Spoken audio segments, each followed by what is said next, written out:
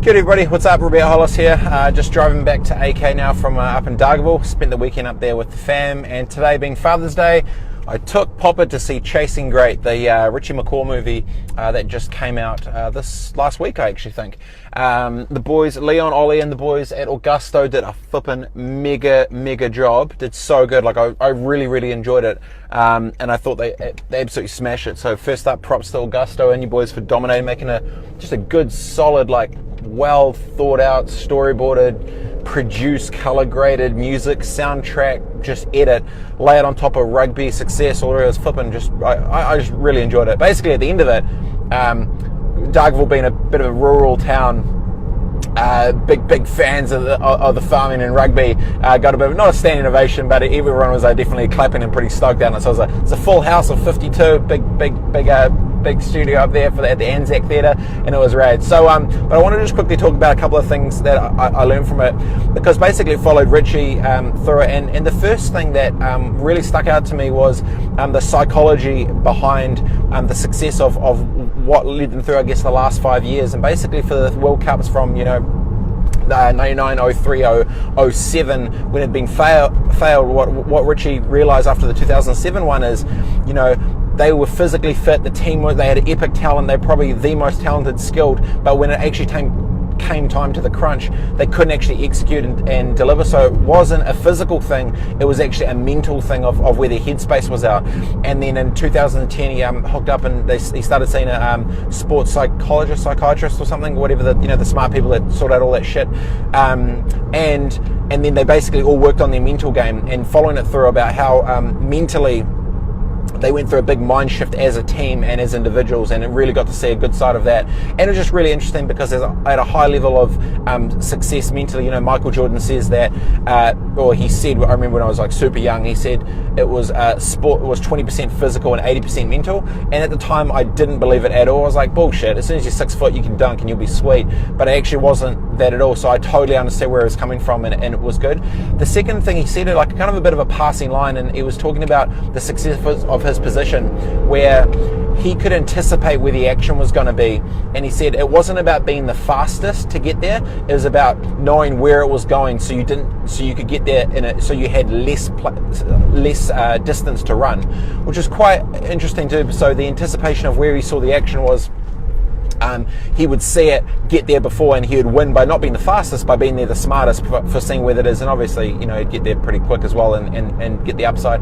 And I think that was a really interesting one in business, where say one of the businesses that I've got at the moment, there's, in the same way, I think that there's a way that we could be where the action is, and I can actually see where it's going quicker, so I need to potentially look at smarter ways to get there. So to trying to anticipate it better, but actually be able to action on where where it's going, either that's the market or whatever. So that was actually just a really interesting thing. So he was like, it wasn't about being the fastest, like physically, it was about like mind over matter type thing.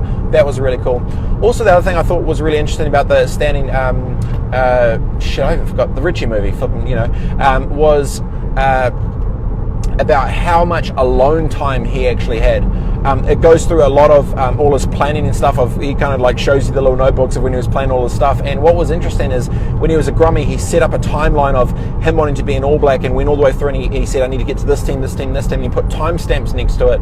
And basically by the end of it, he got to his goal of being an All Black by 3 years. He actually got there in 2000, and I think it was 2001, and he wanted to be there in 2004. So that was huge, absolutely massive. So, and then it became about just sort of seeing some of the psyche of how he was planning, and he spent it kind of looked through the whole thing. And sometimes you get a vibe from people, it's very them, the entourage, noise, we're so awesome, we're so rad, and all that shit. It wasn't that at all. It was very much by himself, alone, him versus himself. And part of it as well, it goes into the thing where he was mentally setting up for knowing how far he could push himself mentally, and obviously in sport, be able to transition over to business, say with my journey, say within snowboarding, just to be able to execute at a high level takes a different level of sort of thinking and mindset and mental toughness and all the rest of it. And so I think part of Richie's whole thing was actually trying to figure out where those dark places are, so then when the times get actually tough, really embrace the challenges. And there's a couple of moments in the movie you can actually see him going through that process and then him talking about it. So I guess not backing down to the challenge and sort of seeing it. So the key things were anticipation of where he knew the action was going to be, and instead of being fast, being smarter about where it was going to get there quicker by having to run less. I think there's a lot of, and say for business, that could be, is it a strategic partnership that you haven't thought about yet that it could get you 10x? Is it an investment with the right partner who can add value to a skill set that you don't necessarily have? Is it, whatever these things are, these little kind of hacks which I don't think too many people think about. So that really stuck true to me, because there's something that I know that I could be doing right now, which I think I'm going to try and implement over the next month. That was really cool. 2 was the mind over matter headset shift, where knowing that there's so much of the strategy that was going into it behind the scenes that you never would actually see of playing the long game with that. And then I